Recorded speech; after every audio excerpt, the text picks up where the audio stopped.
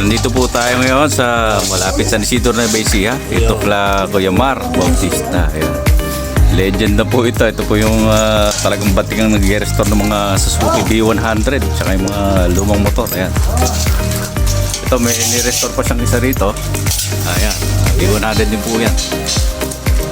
Kaya para anong year model itong B100 natin? 75. Yan, Suzuki B100 1975.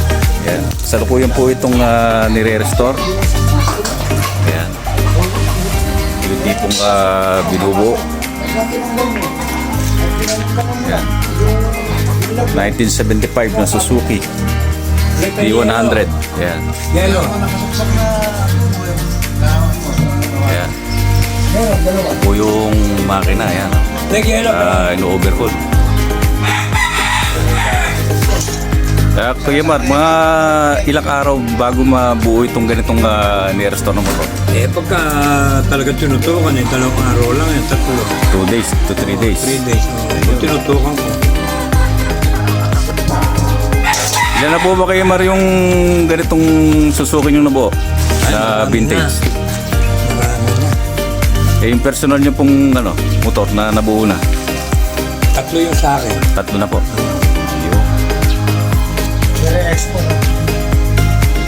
Ito yung B100. Tatlo na.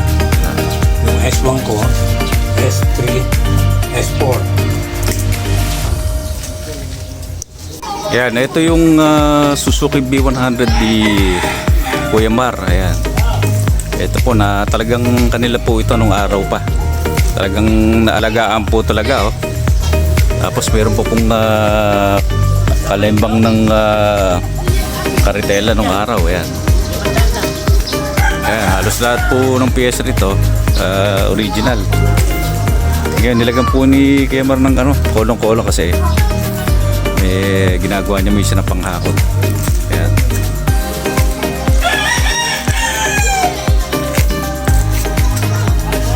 Ayan, mga ka-two-stroke. Ayan. Mga katuti. Ayan. Ito yung motorcycle na vintage na Suzuki dito sa Nueva Ecija. Ayan.